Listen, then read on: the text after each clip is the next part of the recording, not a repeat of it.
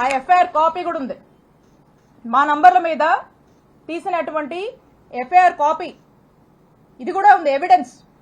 అక్కడున్నటువంటి డిఎస్పీ, అక్కడున్నటువంటి CI suspend అయ్యారు. అది అందరికీ తెలుసు. నేనేదో మీలా కట్టు కదలల్లి ఏదో మాటలు చెప్దామని రాలా. ఇది ఇంత నీచమైన నిజస్వరూపం లావు కృష్ణదేవరాయలు. అప్పుడు మా నాయకుడు అతన్ని ఏంటయ్యా కృష్ణ, ఏంది పని అని ప్రశ్నిస్తే తల దించుకున్నాడు కృష్ణదేవరాయలు. ఆ రోజున కృష్ణ గారు తల దించుకున్నారు. తన తల తీసేసినట్టయింది ఆ రోజున. మా నాయకుడు జగన్మోహన్ రెడ్డి గారి దృష్టిలో ఇతను చేసినటువంటి ఈ తప్పుడు పనికి, ఒక మహిళా ఎమ్మెల్యే కాల్ డేటా తీసినటువంటి తప్పుడు పనికి అతను ఆ రోజున మా నాయకుడిలో కృష్ణదేవరాయలు అనే వ్యక్తి మీద నమ్మకం కోల్పోయాడు అతను చేసిన తప్పు వల్లే. అది మనసులో పెట్టుకొని, అదే కోపం మనసులో పెట్టుకొని ఈ రోజున రివెంజ్, అధికారం ఉంది కాబట్టి ఈ రోజున రివెంజ్ తీసుకునేటువంటి భాగంగా, ఈ రివెంజ్ లో భాగంగా ఈ కట్టు కథలల్లి ఈ రోజు నన్ను డిఫేమ్ చేస్తూ నా మీద ఒక నింద, నా మీద ఒక ముద్ర వేసేటువంటి ప్రయత్నం లావు కృష్ణదేవరాయలు గారు చేస్తా ఉన్నారు. ఇది చేస్తూ వీళ్ళని మీరు చూస్తే ఈ కంప్లైంట్ కూడా ఇతని లెటర్ హెడ్ మీదే. బహుశా ఈయన రాశాడో ఇలా ఆఫీసులో రాశారో చూడండి. కంప్లైంట్ పేపర్ కూడా చూపిస్తున్నా. నేనే ముట్టి మాటలు మాట్లాడలా, నేను వాస్తవాలతోనే నేను వచ్చి మాట్లాడుతా ఉన్నా. ఇది కృష్ణదేవరాయలు గారి రిప్రజెంటేషను. ఇది ఇచ్చి అన్ని ఆఫీసుల్లో ఇదే కట్టు కథని ఇచ్చి వరసబెట్టి ఇదే ఆవు కథని, అదిగో 2 కోట్లు, ఇదిగో 2 కోట్లు, అదిగో రజనీ 2 కోట్లు, ఇదిగో రజనీ 2 కోట్లు, ఇదే కథని వరుసబెట్టి ప్రచారంలోకి తీసుకొచ్చి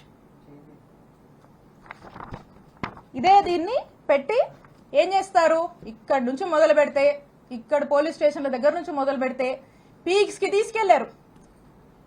మొదలు పెడితే డీజీపీ గారికి కంప్లైంట్ ఇస్తారు, హోమ్ మినిస్టర్ కి ఇస్తారు, విజిలెన్స్ అంటారు, సిఐడి అంటారు, ఏసీబీ అంటారు, ఈ అన్నిటికీ కంప్లైంట్లు ఇస్తారు. ఇచ్చినప్పుడల్లా వార్త రాయిస్తారు. 10 నెలల నుంచి ఇదే కథ. ఆఖరికి దీన్ని ఏ లెవెల్కి, దీంట్లో మళ్ళీ ఎలివేషన్ కూడా, ఈ కథనే ఓ కట్టు కదా, ఈ కథలో మళ్ళీ ఎలివేషన్స్ కూడా. 17A కోసం గవర్నర్కి ఏదో పర్మిషన్ పెట్టానని వాళ్లే మళ్ళీ పేపర్లో రాయిస్తారు. ఒకసారి ఆలోచించండి. ఇలా తప్పుడు కేసులకి ఎలా ఆద్యం పోస్తూ అధికారాన్ని అడ్డం పెట్టుకొని ఏ విధంగా కూడా ఇబ్బంది పెట్టేటువంటి ప్రయత్నం చేస్తున్నారో మనకు స్పష్టంగా అర్థమవుతా ఉంది. ఇకపోతే విజిలెన్స్ ఎంక్వైరీ అంట, వీళ్ళే విజిలెన్స్ ఎంక్వైరీ అని చెప్పి విజిలెన్స్ ఎంక్వైరీ వేపిస్తారు. ఇక విజిలెన్స్ ఎంక్వైరీ ఏంటండి, విజిలెన్స్ ఎంక్వైరీ మీరు చూస్తే వైజాగ్ లో ఒక ఎమ్మెల్సీ గారు ఉన్నారు, దువ్వవరపు రామారావు గారు. వారు తెలుగుదేశం పార్టీ ఎమ్మెల్సీ, ఒక రకంగా చెప్పాలంటే పచ్చకండువా వేసుకున్నటువంటి ఎమ్మెల్సీ గారు. వారి కొడుకు నాగశ్రవణ్ గారు ఇక్కడ ఉన్నటువంటి గుంటూరు జిల్లా ఎస్పీ గారు. అంటే ఆ ఎస్పీ గారు వాళ్ళ ఫాదరు టీడీపీ ఎమ్మెల్సీ, టీడీపీ కుటుంబానికి చెందినటువంటి వ్యక్తి ఎస్పీగా ఇక్కడ పనిచేస్తా ఉన్నారు. అంటే ఆ ఎస్పీ గారు రిపోర్ట్ ఇస్తే ఏం రిపోర్ట్ ఇస్తారండి, కృష్ణదేవరాయలు గారి డైరెక్షన్ లో జెన్యూన్ విజిలెన్స్ రిపోర్టా అండి ఇది? టీడీపీ రిపోర్ట్ ఇస్తారండి వాళ్ళు. ఇక్కడ నుంచి ఒక ఫ్యాబ్రికేటెడ్ అవాస్తవాలతో కూడినటువంటి ఒక టీడీపీ రిపోర్ట్ ని, ఏమీ లేనటువంటి విషయాన్ని వాళ్ళకు అనుకూలంగా వాళ్ళకు నచ్చినట్టుగా రాసుకుని పంపిస్తారు. పంపించి దీన్ని ఫాలోఅప్ చేసి ఈ రోజు ఈ కేసు కట్టేదాకా తీసుకొచ్చారు. ఇక ఇది పీక్స్ అన్నమాట. అందుకే ఈ కేసు నేను రెడ్ బుక్ రాజ్యాంగానికి, రెడ్ బుక్ పాలనకు ఒక పరాకాష్ట అని చెప్పి చెప్తా ఉన్నాను. ఈ విధంగా చేస్తా ఉన్నారు. ఇక ఇదే కాకుండా ఒకవైపున ఈయన చెప్పాను కదా, ఇంకో వైపున ఇక్కడ ఉన్నాడు అవినీతి ఘనపాటి ఎమ్మెల్యే పత్తిపాటి గారు. ఇక ఆయన ఎక్కడా లేదు, విద్యుత్ పవర్ చేస్తే రాష్ట్రంలో ఎక్కడా లేదు. ఒక్క చిలుకూరుపేటకే సమస్య వచ్చిందంట, ఇక్కడ మాత్రము మా మీద ధర్నా కేసు కడతారు, నా మీద, మా ఫాలోవర్స్ మీద, మా వైఎస్ఆర్ కాంగ్రెస్ పార్టీ నాయకుల మీద.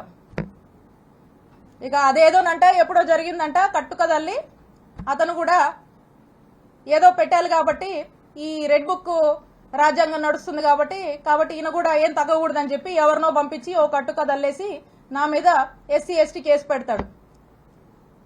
జర్మనీలో ఉండే మా మరిది మీద ఇక్కడ లేకపోయినా ఇష్టం వచ్చినట్టుగా కేసులు కట్టేస్తారు, వరుస పెట్టి అతని మీద కేసులు కడతారు, మా మామ మీద కేసు కడతారు, నచ్చినట్టుగా ఏదన్నా పెట్టుకోవచ్చు కంటెంట్. కేసులు కడతారు, దారిలో ప్రయాణం చేస్తుంటే కార్లు అద్దాలు పగలగొట్టిస్తారు, కారు పగలగొట్టిస్తారు, ఉన్న వాళ్ళతో హత్యాయత్నానికి ప్రయత్నిస్తారు. ఇలా వరుస పెట్టి ఈ విధంగా ఇబ్బంది పెడతానే ఉంటారు. ఎప్పుడు చూడు మాటలు, ఏదో అవినీతి అవినీతి అంటారు, చేసే వాళ్ళకే వస్తాయో మాటలు. పొద్దుకులు ఎవరికి వస్తాయి? ఎవరు ఏం చేస్తే అదే వస్తుంది వాళ్ళకి. ఆయన అదే చేస్తాడు కాబట్టి పొద్దున్న లేస్తే ఆయన చేసే పాలన ఏమి ఉండదు. కాబట్టి ఆ నోటి వెంట వచ్చే మాటలే అవి, ఏం చేస్తారో అదే వస్తుంది. కాబట్టి ఆయన విఘ్నతగా వదిలేయాలి. సో కాబట్టి ఈ విధంగా ఒకరిలా ఒకరు మరోలాగా ఈ విధంగా వరుస పెట్టి ఇబ్బంది పెడుతూనే ఉన్నారు. నేను చెప్తా ఉన్నా, ఇక్కడున్నటువంటి ప్రతి ఒక్కరికి తెలుసు, ఇక్కడున్నటువంటి ప్రజలందరికీ తెలుసు ఎవరు ఏ నేచర్ ఉన్నటువంటి వ్యక్తులు, ఎవరు ఎలాంటి విలువలతో రాజకీయాలు చేస్తారు అని. ప్రజలు, ఇక్కడ ఉన్నటువంటి ప్రజలు ప్రతి ఒక్కటి కూడా గమనిస్తా ఉన్నారు. ప్రజలకు ఒక స్పష్టత ఉంది.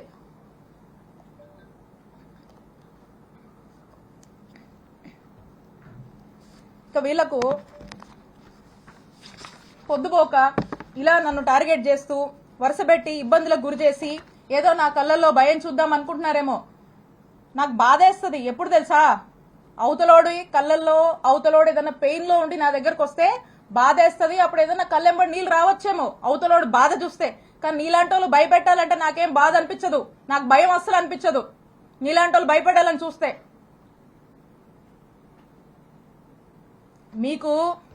మీకు రాజకీయాలు ఎందుకు అవసరమో చెప్పనా? ఒకటి, రత్తయ్య గారంటే నాకు చాలా అభిమానం. ఆయన చాలా కష్టపడి ఈ స్థాయికి వచ్చాడు. ఎంతో మందికి ఒక విద్యా సంస్థలు పెట్టి ఎంతో మందికి విద్యాబుద్ధులు నేర్పించినటువంటి వ్యక్తిగా ఈ ప్రాంతం ప్రజలు ఆయన్ని గౌరవిస్తారు. నాకు అదే గౌరవం ఉంది. కానీ అన్ఫార్చునేట్లీ ఈరోజు వారి కొడుకు గురించి ఇన్ని నిజాలు, ఆయన తప్పు చేశాడు కాబట్టి ఇవన్నీ నేను బయట పెట్టాల్సి వస్తుంది. సో కృష్ణదేవరాయలు గారికి రాజకీయాలంటే ఈ రాజకీయాల వల్ల వాళ్ళకి లబ్ధి జరుగుతుంది కాబట్టి ఆయనకు రాజకీయాలు కావాలి. కానీ విడుదల రజనీకి అట్లా కాదు. ఎందుకంటే నేను నిజాయితీగా ప్రజలకు సేవ చేయడానికి రాజకీయాల్లోకి వచ్చాను. రాజకీయాల వల్ల నా రూపాయి నా ఆస్తులే నేను కోల్పోయాను తప్పితే నేను రాజకీయాల వల్ల ప్రజల వల్ల రాజకీయం వల్ల ఏదో లబ్ధి పొందాలనే ఉద్దేశంతో నేను రాలా. నాకు అవసరం లేదు కూడా, బై గాడ్స్ గ్రేస్. మీరు ఎలా అంటే ఒక ఉదాహరణ చెప్తాను. కృష్ణదేవరాయలు గారు మా ప్రభుత్వం